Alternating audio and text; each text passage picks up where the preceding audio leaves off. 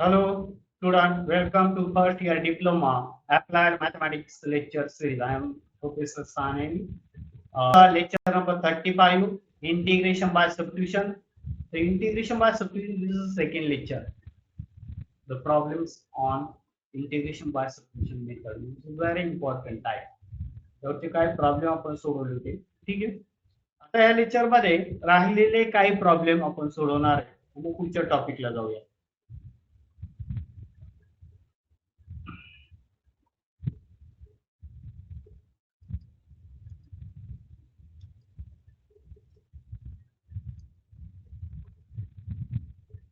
Evaluate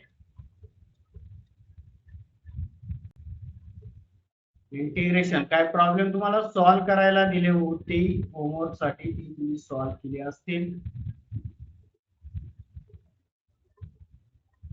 x log x log of log x problem अतिशय किचकट वाटतो पण एकदम सोपा आहे. फक्त सबस्टिट्यूशन तुमच्या लक्षात आले. बघूया तर प्रॉब्लेम सोपा आहे सर म्हणताय. ठीक आहे बघूया आता खरंच सोपा आहे की let I equal to integration 1x log x log of log x.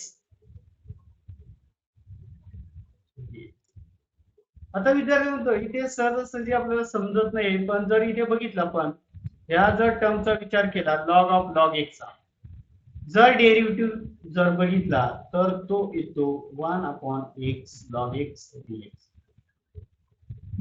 कसा होईल ते काढून दाखवले. डेरिव्हेटिव्ह घेतल्याशिवाय तुम्हाला समजणार नाही म्हणून मी डायरेक्ट ओके पुट याचा डेरिव्हेटिव्ह आहे बघूया.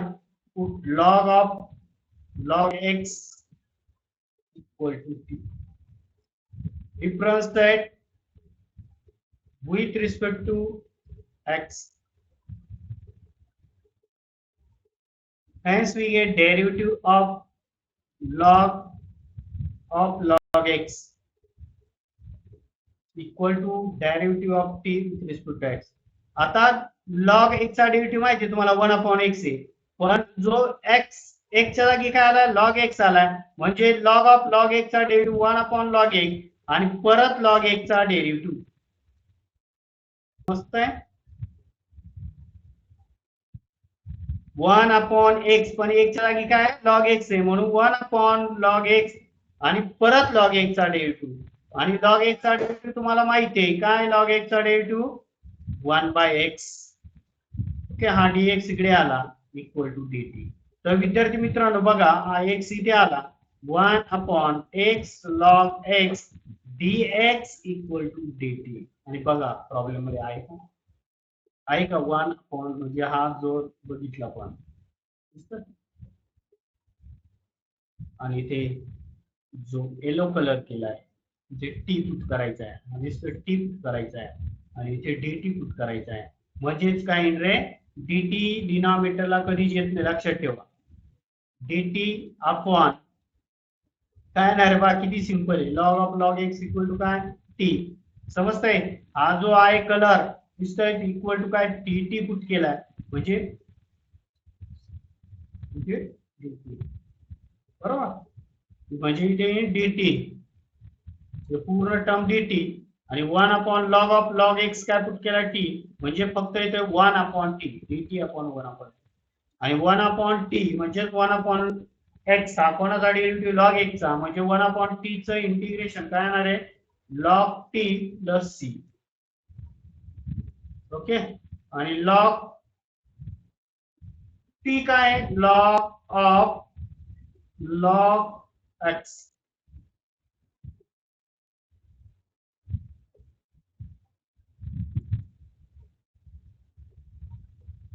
हा झाला प्लॉट समजलं.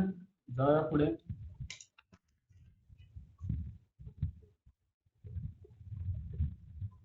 इव्हॅल्युएट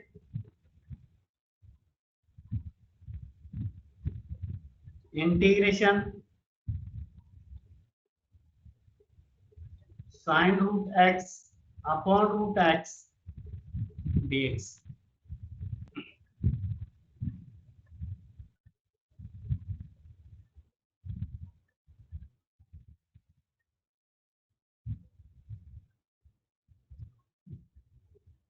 आता रूट एक्स दिसतोय तिथे, म्हणजे रूट एक्स चा डेरिव्हेटिव्ह आपल्याला माहित पाहिजे.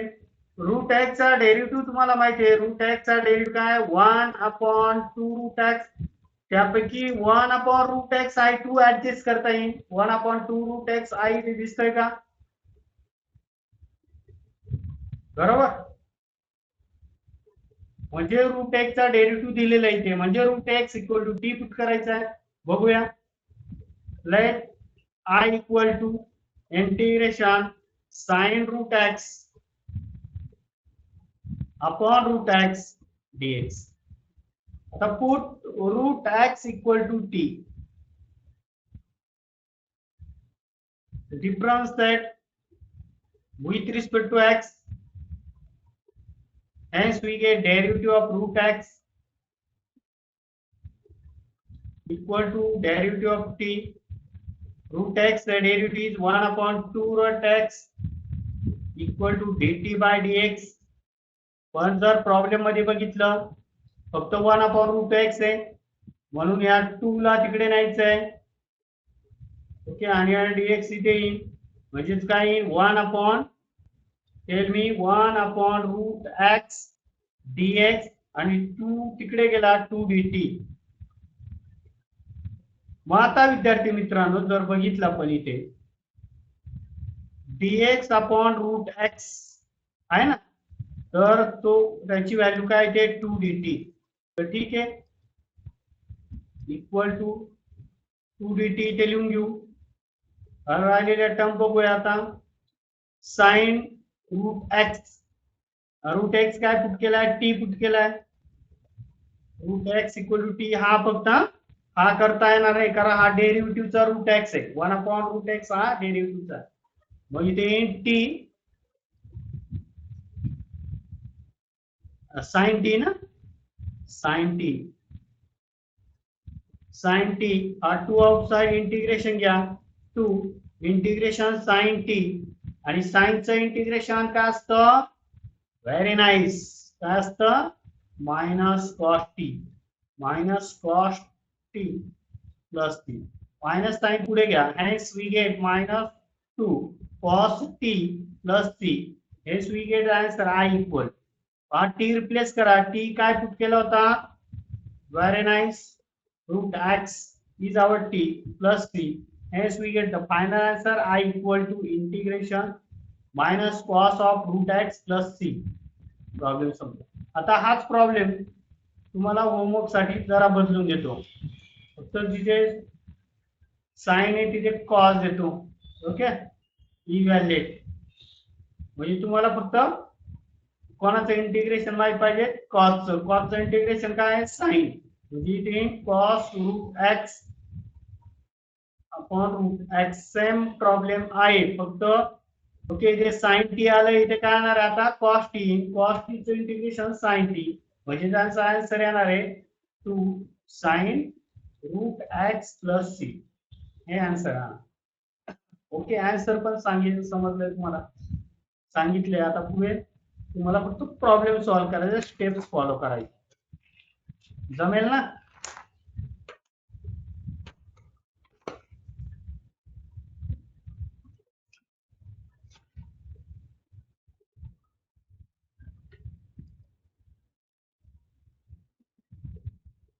इव्हॅल्युएट जरा वेगळा प्रॉब्लेम आहे. log tan x by 2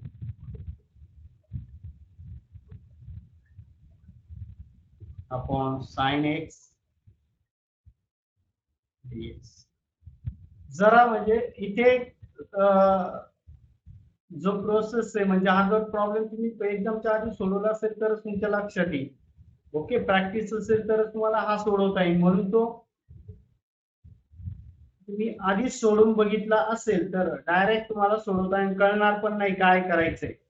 log of tan x by 2 upon sin x dx. ठीक आहे, आता put log tan x/2 equal to t put करायचं बघा. काय सबस्टिट्यूशनचा प्रॉब्लेम आहे, पण log tan x/2 चा डेरिव्हेटिव्ह 1/sin x dx येतो, हे तुम्हाला आता कॅल्क्युलेशन केल्यानंतर समजणार. डिफरन्स आहे with respect to x, hence derivative of log of tan x/2 equal to derivative of t. Okay, आता जर तुम्ही ते बघितलं असेल, derivative of log F of x, बरोबर, काय तो लॉग एफ ऑफ एक्स चा डेरिव्हेटिव्ह 1/f(x) आणि परत एफ ऑफ एक्स चा डेरिव्हेटिव्ह. तर एफ ऑफ एक्स म्हणजे काय तुमचा tan x/2, म्हणजे याचं काय येणार आहे, tan x/2 खाली येणार आहे, बरोबर, आणि परत कोणाचा डेरिव्हेटिव्ह येणार आहे, tan x/2 चा. अरे समजतंय का, लॉग एफ ऑफ एक्स चा डेरिव्हेटिव्ह 1/f(x) परत एफ ऑफ एक्स चा डेरिव्हेटिव्ह. मग लॉगच्या पुढे काय, tan x/2 म्हणजे एफ ऑफ एक्स म्हणजे tan x/2 आहे तुमचा, 1/tan x/2 परत tan x/2 चा डेरिव्हेटिव्ह dt/dx. आता tan चा डेरिव्हेटिव्ह तुम्हाला माहिती आहे, मला वाटतं एक प्रॉब्लेम सोडवत होता मागे, बरं मला रेडी सॉफ्टवेअर विचारण्यामध्ये असा प्रॉब्लेम होता, डेरिव्हेटिव्ह घेतलं. आता tan x/2, tan चा डेरिव्हेटिव्ह काय येणार आहे बघा, स्टेप बाय स्टेप पुढे जातोय आपण. tan चा डेरिव्हेटिव्ह काय आहे, sec square x/2. Okay okay, आता tan चा डेरिव्हेटिव्ह झाला, tan च्या पुढे काय, परत x/2 चा डेरिव्हेटिव्ह घ्यायचा आहे. 3 स्टेप मध्ये डेरिव्हेटिव्ह येणार, पहिला log चा, नंतर tan चा, नंतर x/2 चा इक्वल टू dt/dx. आता x/2 चा डेरिव्हेटिव्ह कसा काढायचा, तर बघा लक्ष द्या इकडे, डेरिव्हेटिव्ह ऑफ kx काय इक्वल टू k, मग derivative of 2x equal to 2, बरोबर, मग डेरिव्हेटिव्ह ऑफ 1/2 इंटू x काय आहे, 1/2, समजून सांगतो मी तुम्हाला, and derivative of x/2 equal to काय, अरे सेम आहे ना, x/2 आणि 1/2, म्हणजे याचं परत आन्सर काय आहे, 1/2. समजतंय का, 1/2 कसं झालं, 1/2 इंटू x काय येणार आहे, k चा डेरिव्हेटिव्ह k, इथे k काय 1/2, फक्त आता हा जो आहे 1/2 इंटू x हा असा लिहिता येतो ना, x/2. नीट सोडवता,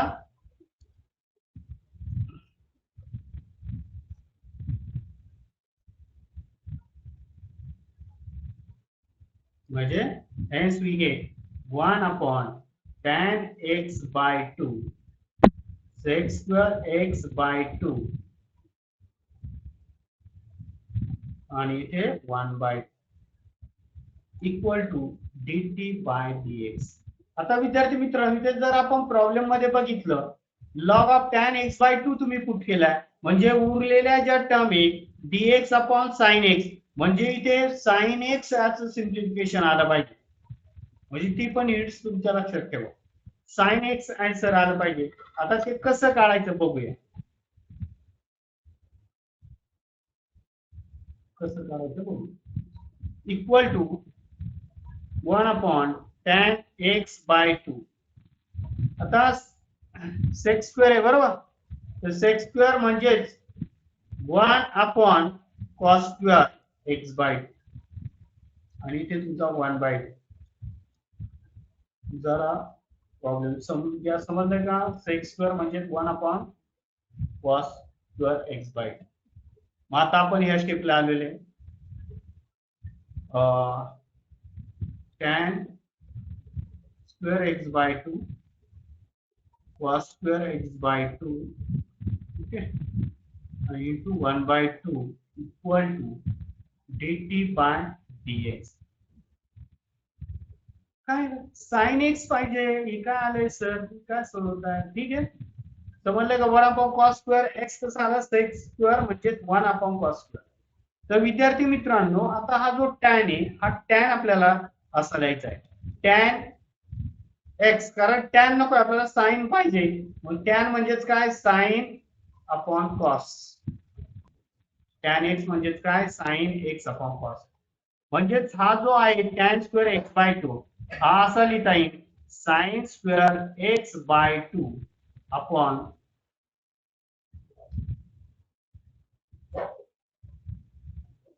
स्क्वेअर झालं sine x by 2 upon cos x by 2. Okay, आणि इथे काय, कॉस स्क्वेअर एक्स बाय 2.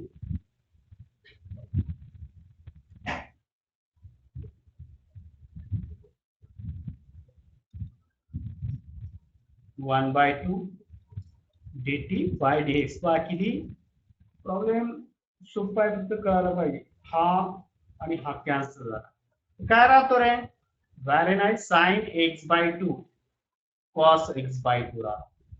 म्हणजे इथे 1 sine x by 2 cos x by 2 आणि इथे काय आला 1 बाय 2 dt बाय dx. तर हा 2 हा इथे लिहू शकतो आपण, म्हणजे इथला का आणला हा इथे लिहू शकतो. आता हा फॉर्म्युला साइन एक्सचा आहे, कसा बघा, साइन 2 थीटाचा फॉर्म्युला तुम्हाला माहिती आहे काय, 2 sine theta cos theta.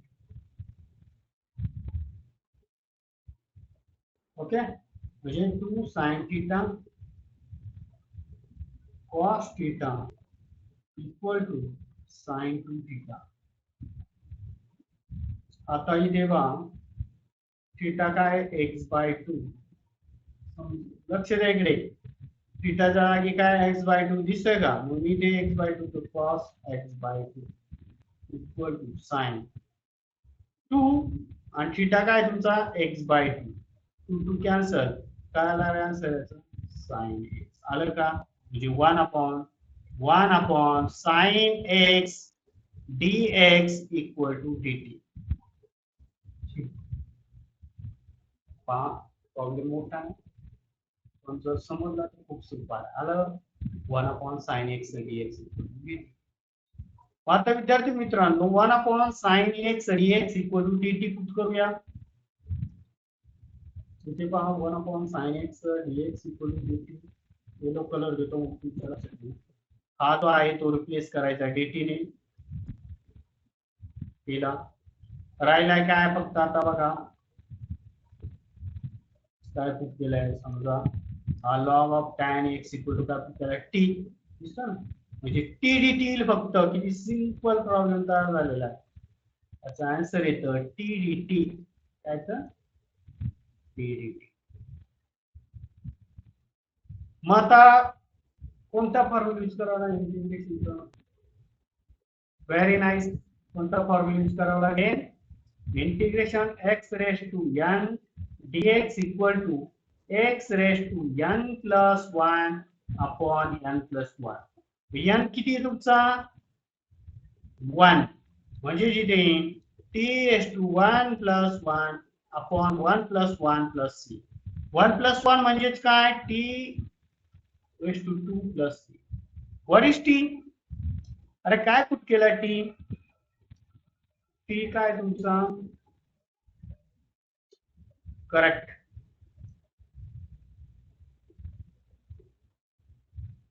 T होता तुमचा log of tan x by 2.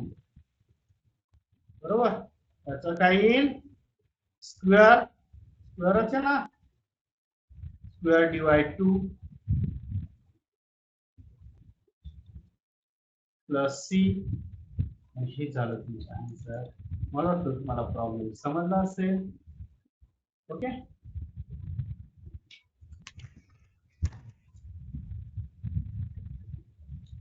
तर विद्यार्थी मित्रांनो, आता पुढचा जो टॉपिक आहे integration by partial fraction. Integration by partial fraction आपण M1 मध्ये बघितलं होतं. आणि ह्या पार्शियल फ्रॅक्शन सोडवत असताना there are 3 cases partial fraction. Numerator असतो, डिनॉमिनेटर असतो. and denominator contain case number 1, denominator contain non-repeated linear factor.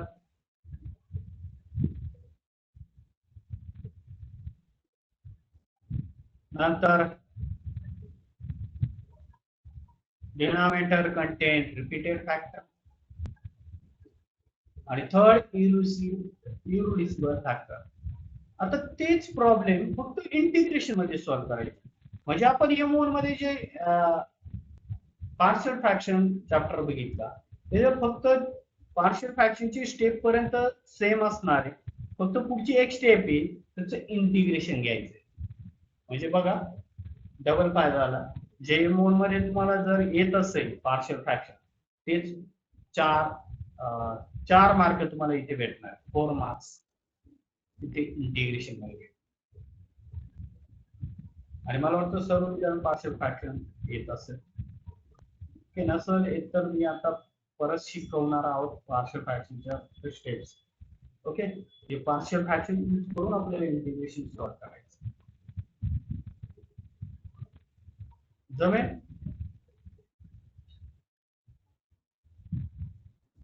आता इंटिग्रेशन बाय पार्शियल फ्रॅक्शन बघत असताना आपण काय बघितलं? Denominator content non repeated factor. Denominator contain non-repeated factor.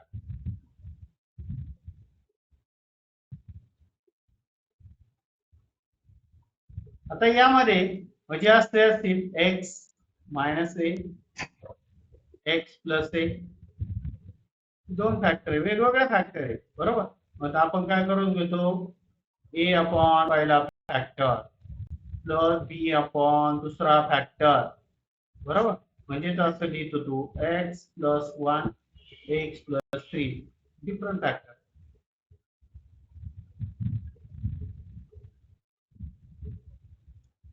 a upon first factor x plus 1, b upon second factor x plus 3. तर विद्यार्थी मित्र याचं इंटिग्रेशन घ्यायचं आहे आपल्याला. आता हे इंटिग्रेशन घ्यायच्या आधी आपल्याला a आणि b काढायचा आहे. जो पण पार्शियल फ्रॅक्शन मध्ये शिकलेलो आहोत a आणि b कसं काढायचं. आता समजा a आला तुमचा 3 म्हणजे असं आलं, फॉर एक्झाम्पल सांगतो. b आला -1, सोडवलेलं नाही आपण, अंदाजे सांगतोय, प्रॉब्लेम सोडवणार, बरोबर. आणि मग याचं इंटिग्रेशन घेणार. इंटिग्रेशन घेताना कॉन्स्टंट आउटसाइड ऑफ इंटिग्रेशन पहिले किती 2 टर्म आहे, 2 टर्म म्हणजे 2 इंटिग्रेशन येणार plus integration -1 upon x plus 1 dx. Constant इंटिग्रेशनच्या बाहेर घ्या, इथे -1 बाहेर येईल आणि इथे 3 बाहेर येईल, म्हणजे 3 अपॉन x प्लस 3 इंटिग्रेशनच्या बाहेर इंटिग्रेशन 1 अपॉन x प्लस 1 आणि इथे -1 बाहेर येईल 1 अपॉन x प्लस 1 dx. आणि ते विद्यार्थी मित्रांनो इथे पहा या 1 चा पॉवर 1 आहे, बरोबर. मग जेव्हा 1 असेल 1 चा पॉवर तर आपल्याला माहिती कोणता फॉर्म्युला यूज करायचा, integration dx upon x plus b. इथे 1 पॉवर 1 आहे म्हणजे ज्याचा आन्सर येतो log ax plus b upon a plus, म्हणजे ज्याचा आन्सर येईल 3 log x प्लस 1. आणि तुम्हाला माहिती आहे हा x चा डेरिव्हेटिव्ह 1 आहे पण तो 1 नाही लिहिला तरी चालेल आणि याचा आन्सर येईल log ऑफ x प्लस 1. अशा पद्धतीने आपल्याला प्रॉब्लेम सॉल्व्ह करायचे आहेत युजिंग पार्शियल फ्रॅक्शन.